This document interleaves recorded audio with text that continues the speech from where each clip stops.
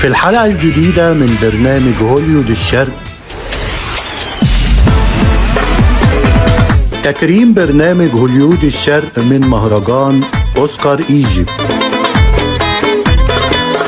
الإعلامي محمد سعد، برنامج هوليوود الشرق.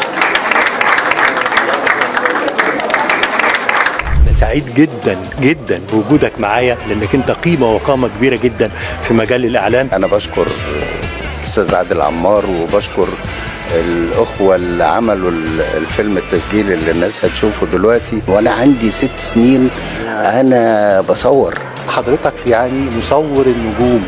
صورة عادل امام طبعا يعني اللي خلاته عمل فيلم المشبوه.